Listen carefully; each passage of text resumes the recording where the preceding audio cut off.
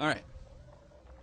Then I turned and lifted up mine eyes and looked, and behold, a flying roll, a Megillah. And he said unto me, What seest thou?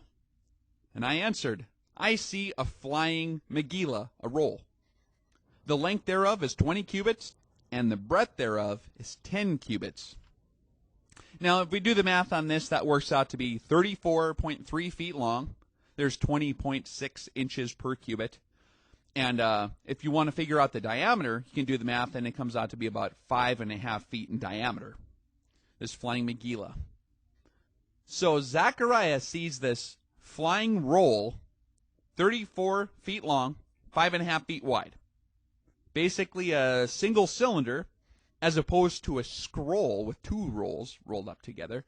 A Megillah can also have various writing and markings on the sides of it, okay? All right, let's read on.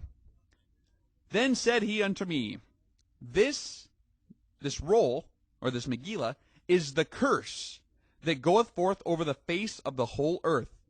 For every one that stealeth shall be cut off, as on this side according to it, and every one that sweareth shall be cut off, as on that side according to it. I will bring it forth, saith the Lord of hosts, and it, this flying roll, shall enter into the house of the thief, and into the house of him that sweareth falsely by my name.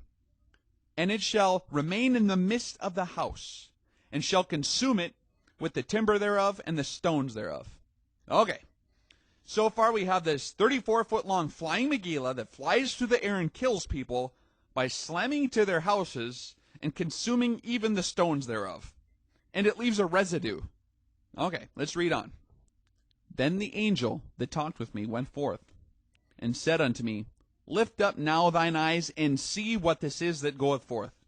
You see, Zechariah would have known what a Megillah was. He read them all the time. This was obviously something new to him that looked sort of like a Megillah. And I said, What is it? And he said, This is an ephah that goeth forth. Okay, this Megillah is delivering a 40-liter container of some kind, an ephah.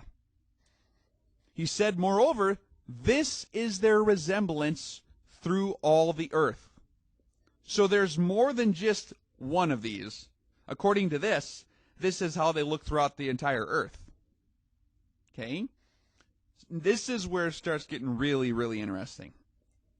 And behold, there was lifted up a talent of lead.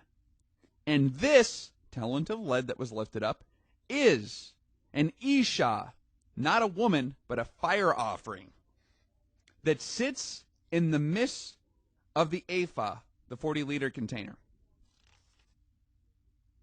So, in the original Hebrew here is an Isha, a fire offering, that is a round, heavy weight of metal, translated back in 1611 as lead, that sits in the midst of a 40-liter container. That's weird. Okay, let's read on a little more. And he said, This is wickedness. And he cast it into the midst of the ephah, and he cast the weight of lead upon the mouth thereof. Okay, now this is getting scary. Zechariah is detailing the detonation of the atomic trigger of a thermonuclear warhead. In the Hiroshima fission bomb, you had two subcritical masses of fissile material that were imploded into each other using conventional explosives, which triggered a nuclear reaction. Okay, a plutonium bullet was cast into the mouth thereof of a larger mass of U-235 using TNT to achieve critical mass. There's no Hebrew word for uranium-235. So the closest possible way Zechariah could have described this would have been as lead.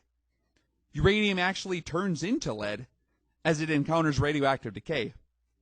This fission device Zechariah described here itself is an atomic bomb, the likes of which is also available to be used as the atomic trigger for larger thermonuclear fusion bombs like the H-bomb. Also, nuclear warheads are typically encased in lead or beryllium to contain stray neutrons during detonation and also protect the handlers that come close to the weapon. But that's not all. It goes on even farther. I think it's verse 9 here. Then lifted I up mine eyes, and looked, and behold, there came out 2 ephah fire offerings. And the wind was in their wings, for they had the wings like the wings of a stork. You ever see a stork flying? Kind of, they got that long, stretched out body. And they lifted up the ephah between the earth and the heaven. So we have these flying rolls, or Megillas, which are carrying up into what we call the upper atmosphere, these 40-liter containers loaded with round weights of heavy metal, which are themselves wicked fire offerings, which are going to go and kill people and consume even the stones of their houses, and then leave this residue behind on top of it. If this is in fact what he saw 2,500 years ago, there is no possible way to say it more clearly in his Hebrew language. There's no way you can say that more clearly. He just described the entire mechanism of the whole device. So who is the one that's getting judged by these flying rolls, whatever they are? Then I said to the angel that talked with me, whither do these bear the ephah? And he said unto me, to build it a house in the land of Shinar, and it shall be established, and set there upon her own base. All right.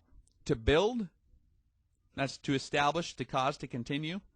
It a house, that's actually in the Hebrew, if you look it up, that is kind of talking like it can be a house of Sheol, or a house of hell.